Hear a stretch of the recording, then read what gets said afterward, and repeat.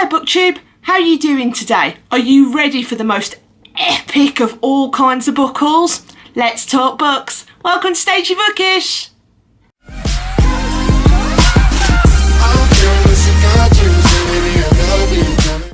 Hello folks, welcome back to Stagey Bookish. My name is Olivia. I hope you are all keeping well on what here in the UK is actually quite a miserable afternoon.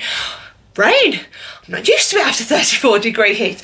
But welcome back to Stagey Bookish. Welcome back to my channel, you lovely, lovely people. And to another first for everyone here on Stagey Bookish, my first ever book haul. And when I say this is an epic kind of book haul, I have literally got, let me just count this for you. 1, 2, 3, 4, 5, 6, 7, 8, 9, 10, 11, 12, 13, 14, 15, 16, 17, 18, 19, 20, 21, 22, 24 books!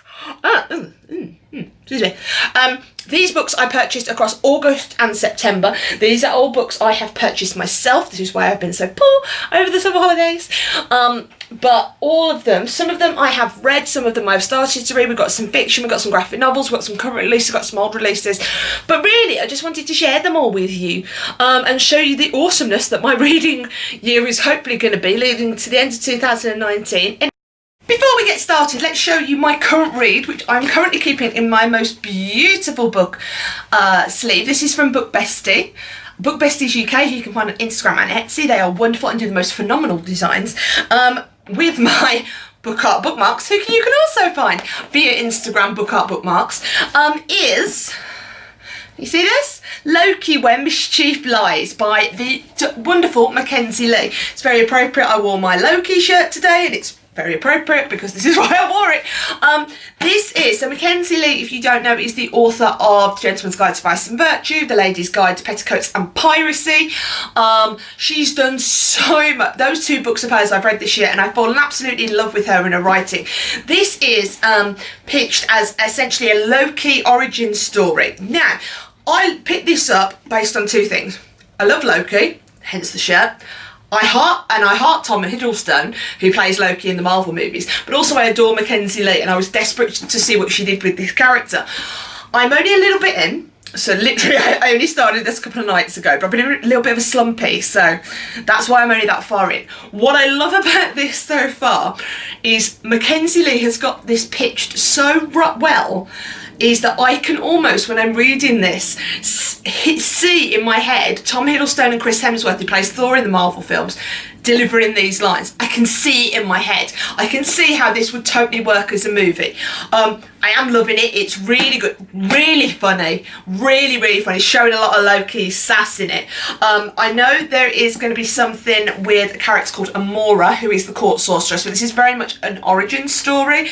So, you know, there's no mention, if you're looking for a book about kind of Iron Man, Avengers Assemble, Infinity War, Endgame, this is not it. But if you want to learn more about this crazy character's story and find out why he is kind of the god of mischief, this is where to start as well. So I can't wait to dig more into this, which is what I'm going to do as soon as I finish filming this afternoon. But yes, Mackenzie Lee so far knocked it absolutely out the park. Right, now that's out of the way, let's get into this book haul. I don't even know where to start, there's so many books.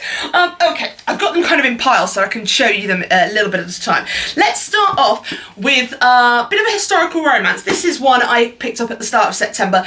These are in no particular order, by the way. Bringing Down the Duke by Evie Dunmore. This was, I think I heard about this possibly on Chelsea Palmer's channel, but I heard talk about this months ago, and the concept of it just blew me away. The idea you've got, main character Annabelle is one of the first females ever to go to Oxford University on a scholarship. However, while she's there, kind of her scholarship, a condition of it, is she's got to convince men to vote for the women's suffrage movement.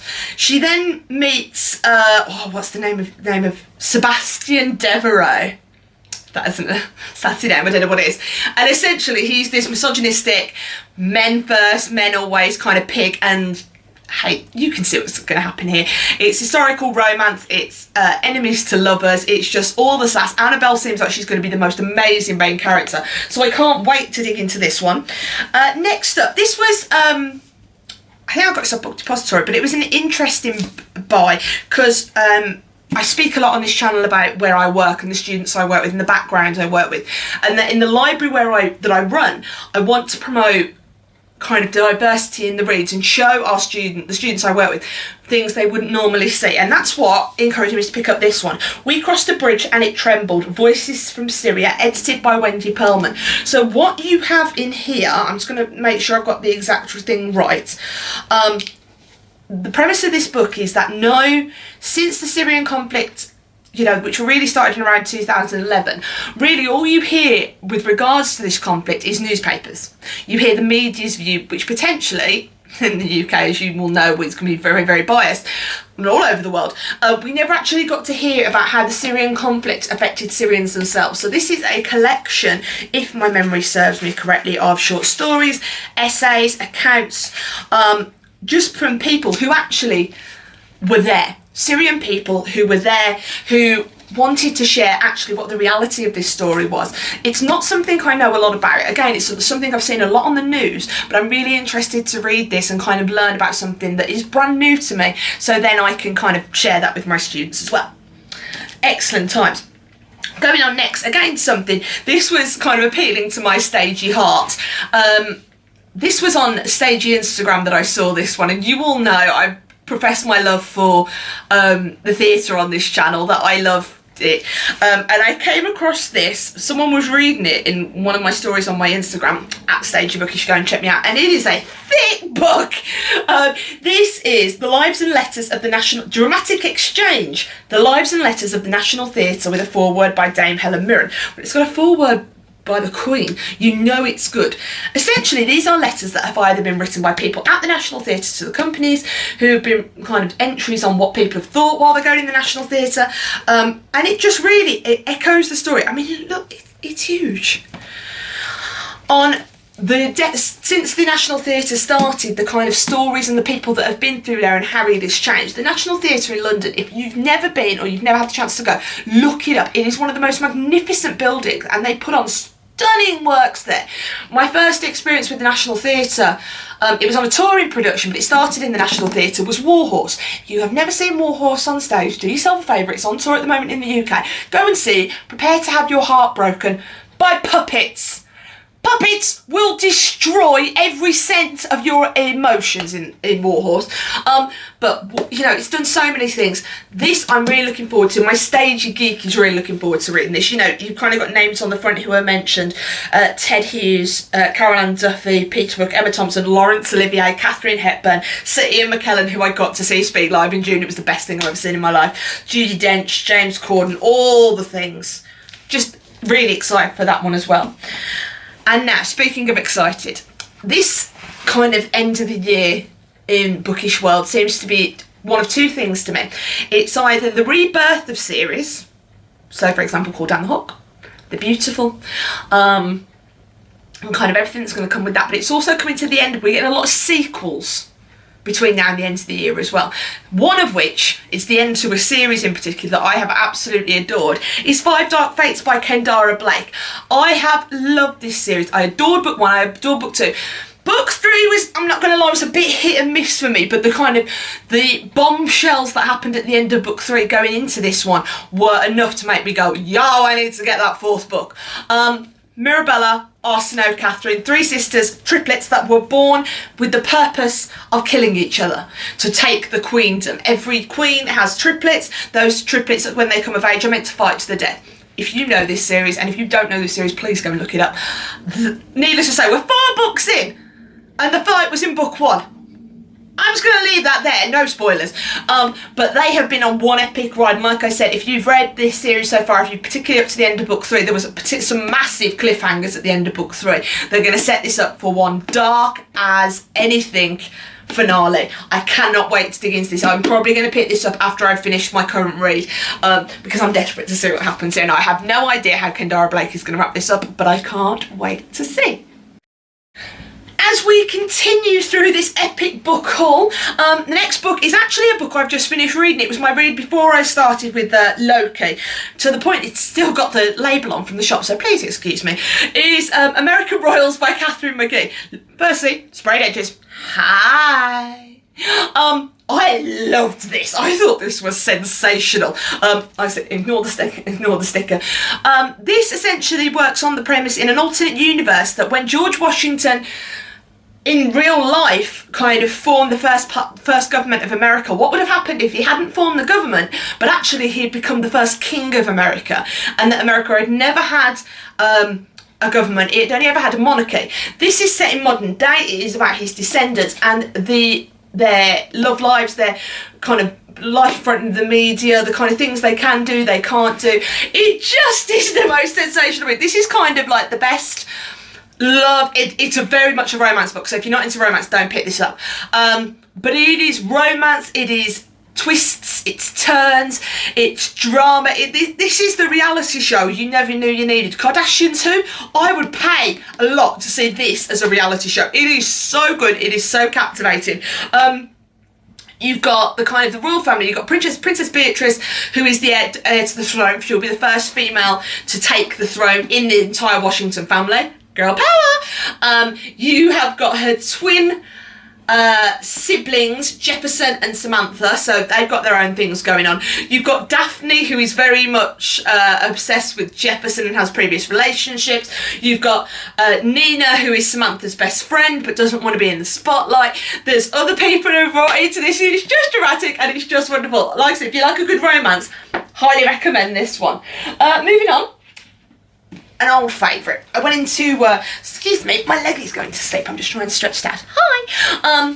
When I was book shopping the other day, I kind of was looking around the fantasy section, which you will see inspired some later reads, and I picked this one up for the pure fact that this is a book to movie adaptation. But I loved it. I love this movie. I love this series, and even the kind of modern series that a lot of people have panned, I've actually really enjoyed. And I've never read it, so I thought, you know what? I'm going to read it. Jurassic Park by Michael Crichton. Now, this is not, for those of you young enough on my channel to already know the recent Disney Jurassic Park movies. Disney? No, that would be very warped.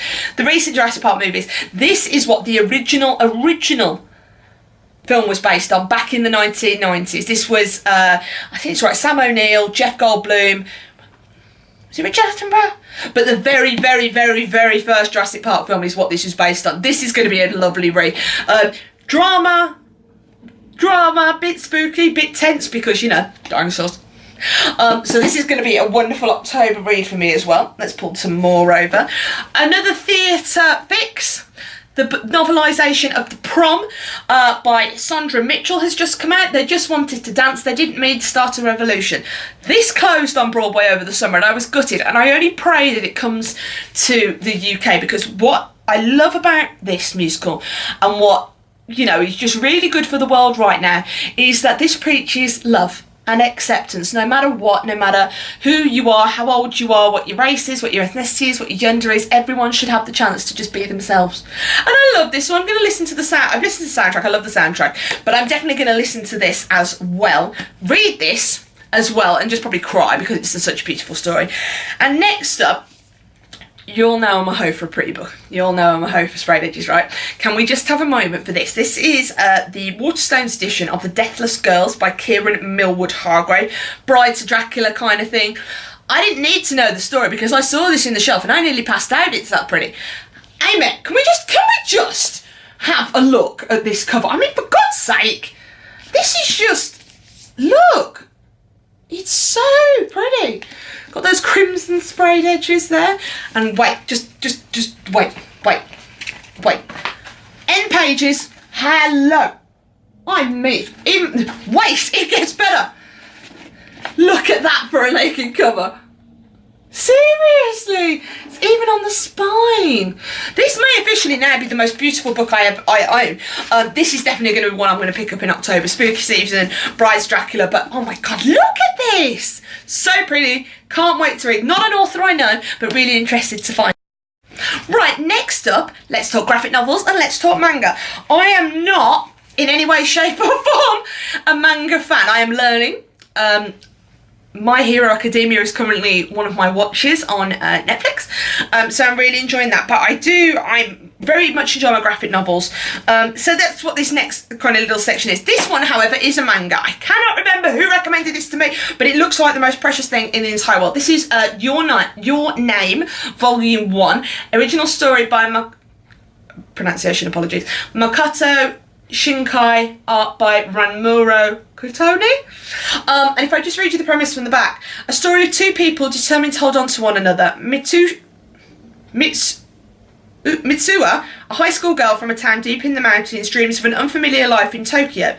Taki, a high school boy from Tokyo, dreams that he's a girl living in the mountains. As the two begin swapping lives, a miraculous story is set in motion. Just sounds really, really cute. Recommended somewhere, I can't remember where. Totally going for it. The next one, again, diversity. Just sounds like a really, really cute story. Satako and graphic novels. Satako. Oh no, this would be a manga, isn't it? Because you read it backwards. Satako and Nada, I've got Volume 1 and Volume 2. A charming tale of friendship between a Japanese woman and her Muslim roommate. All for it. Love it. Learning about new cultures, also reading some manga while I do it. There's lots more volumes to this, so I look forward to that one. Next up, again, this is more now in graphic novel sections. Again, just look really pretty and I'm intrigued by the story. Stephen McCrane's Space Boy, Volume 1 and Volume 2, both very pretty. About a girl who kind of lives on a faraway mining colony, gets sent back to Earth with her mom, and essentially how she has to try and fit in and kind of meets this one particular boy who kind of stands out to her and they get to know each other. This is one where I think there's about 9 volumes out so far, so I've got 1 and 2 for me to have a look at and hopefully buying some more if that helps. And the last one is actually something recommended to me by a work colleague. So one of my dear work colleagues, Grace, who is such a wonderful soul, is obsessed with Dungeons and Dragons. It's not something I know about. She's told me lots about it. But when we were out picking up a book order for the library a few weeks ago, end of August it was, while we were there, she was desperate to pick up a new edition of a graphic novel she liked. I didn't think anything else of it. And then she started telling me about this series and how essentially it's Dungeons and Dragons. There's a podcast and how it just really is good. So I thought I'd give it a go. The Adventure Zone. Here There Be Goblins. Apparently I need to listen to the podcast as well for this. But it just seems really, really fun. And I was like, I don't know enough about things like graphic novels. I don't know nothing about Dungeons and Dragons. But I'm up for always trying, and I do like a good graphic novel. So I'm really looking forward to reading this one as well, and then hopefully I'll be converted. I know this was the one she already had, and I think there was a book 2. This is Volume 1, and then there's a Volume 2 that's just come out as well. So yes, I explore the world of graphic novels and manga this month as well. Next up, the wonder that is Book Depository and their reductions that make my life. Let's start off with, it's a whole spiel. Love, Latkes, my pronunciation today is horrible, I do apologise, and other Jewish stories. This fascinated me. Judaism is not something you hear about a lot in literature, particularly in young adult literature. So this, which is an anthology of short stories, just really intrigued me to pick it up. Foreword by Mayim Bialik, who was Amy Farrah Fowler in The Big Bang Theory, or if you're as old as me, you remember her as Blossom, does the foreword. And it's got some wonderful authors in here whose stuff I have read or I'm going to read. Dahlia Adler, David Leviathan, Laura Silverman, Nova Rensuma, lots of wonderful authors. So I'm really interested in that one. Another one, which is a bit of a spooky read, but I'm here for it. The Marrow Thieves by Sherry Dimalin. Oh, my pronunciation is off today, I do apologise. Just when you think you have nothing left to lose, they come for your dreams. Bit spooky, bit drama, bit sci-fi. So another one I'm really, really looking forward to. I feel like I'm the only person not yet to have read this next book, but I've now got it. Well Met by Jen DeLuca, a romance, Renaissance fair romance between these two who, you know, hate each other outside of it, but then they start, their characters at the Renaissance fair start falling in love, enemies to lovers. I do love me a good romance. I've not heard anything other than brilliant reviews for this. And my last Book Depository order was actually probably the one I'm most intrigued by, because the main character in this just seems to have all the sass in the entire world, and I think I love her. And it is by Gabby Riviera, Juliet Takes a Breath. Firstly, that cover though, if Roxane Gay says it's bibbing outstanding, we got a win there. Tells the story essentially of Juliet. I believe this is own voices, I'm sorry if that's wrong, but essentially Juliet is Puerto Rican. She's going through so many kind of questions and things in her head at the moment. She is gay, so she's concerned about what her family are going to think if she comes out as gay. In turn, she's a feminist, so she gets an internship with her favourite author and wonders if this will change her views. Her girlfriend won't return her calls. It's just drama, but I am feeling this. This is going to be one of my next reads. Five Dark Fates and this are next on my list once I finish the low-key book. Back to Waterstones for these next two, and I'm very excited about these two. Number one is an anthology. Firstly, Sprayed Edges, hi. It's not okay to feel blue and other lies. Inspirational people open up about their mental health, curated by Scarlett Curtis. Now, Scarlett Curtis did an anthology similar to this a few years ago, which is something along the lines of Feminists Don't Wear Pink and Other Lies, and it was literally this colour scheme, but it was pink rather than blue, which did what it said on the tin. And this one, you know, it says on the front, Stephen Fry, the freshest, most honest collection of writing about mental health I've read, full of wit, passion and emotion. I can't wait to dig into this. This is like double the size of her first book. But some of the names that contribute to this, you know, Ben Platt, Ben Platt, Dorno Porter, Amelia Clark, you know, Game of Thrones people. So many people within the UK. Reggie Yates, Saba Asif, Sam Smith, Scarlett Moffat. I'm just picking some random names off the bat. Megan Crabbe, who is Body Positive Panda on Instagram. Follow her, she's amazing. Matt Haig, who is a god. So many. Hannah Whitten, who I also follow on YouTube. This I'm really looking forward to. I'm not going to lie. Past week or so, my own mental health, because I do suffer with depression and anxiety, has been through the floor. Not good at all. Today is the day I've had most energy, and that's why I wanted to get up and film today while I can do it, because I love filming and I love talking to you all about books. So this in particular is going to be brilliant for me, and kind of where I'm at the moment. And the next one, if you know anything about me, you know I love. There's some things in life I love. Some people in life who inspire me, and I adore everything they do. Michelle Visage, for example, who is currently on Strictly Come Dancing and killing it. Another one of those is Jonathan Van Ness, who has a couple of weeks ago released his autobiography, Over the Top. I mean, for God's sake, look at this man. I just love everything he does to open up conversations about the community. There he is, neckhead. Conversations within communities, and just being really this inspirational person. Sign copy. This is his autobiography. I read, if you know Queer Eye, Tan Francis' autobiography earlier in the year, loved it, and I'm so excited to read this, particularly because he's so prominent in the media at the moment. This guy is such an inspiration. I love him to death. If he comes to the UK and does a book tour and I get to go, I might die, because I met Tan earlier in the year and I was not cool. But yeah, this one and this one, colour scheme. Hi, colour scheme. Very excited to read both of these. And as we come to the end of this book haul, my last 4 books here, these are my most recent buys. What can I say? I love Waterstones. What can I say? I know I did buy these over August and September, but still, this has been a big book haul. Right, where are we going to start with these last 4? Right, Welcome to Night Vale. A novel, Joseph Fink and Jeffrey Craner. Another one that's based on a podcast, and I've seen, I want to say it was Chelsea Palmer recommend this one. Brilliant, hilarious and wonderfully strange. I think that's a very good description of me personally, but let's carry on. So really looking forward to that one. Another one that I bought for random reasons, The God That Is Neil Gaiman, The Ocean at the End of the Lane. This, you know, I've talked about the National Theatre earlier in this video. They are doing a production of The Ocean at the End of the Lane by Neil Gaiman this year. Is it this year or starting next year? But I'm desperate to go and see it because I love what the National Theatre do with novelisations. So I bought that one as well.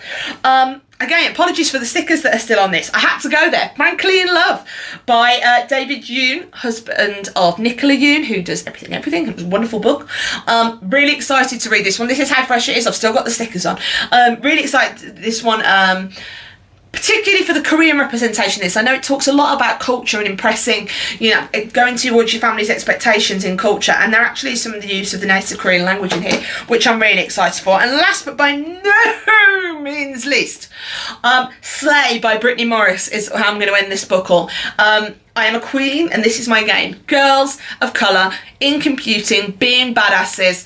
I know this has been likened a lot to Black Panther if Black Panther was female, but essentially just a girl, powerful girl of colour. Look at that representation on that cover. That is everything. So again, this one, particularly for the library where I work and the students I work with, this is very highly anticipated for me, and I hope it's just really, really wonderful and awesome. Wow, that's a lot of books. I've got so much reading to do. I'm so poor and I've still got pre-orders coming in October. Ninth House is out soon. Very excited. That is everything. Have you read any of these books? Tell me your thoughts down below. What have you bought in these past couple of months? I'd really love to hear. What are you anticipating for October? You know, we've got Ninth House, we've got The Beautiful. So many books coming out in October. And it's just going to be a really, really exciting time. I hope you are well. Thank you again for turning on to my channel. My name is Olivia. This has been Stagey Bookish, and I will see you next time. Bye!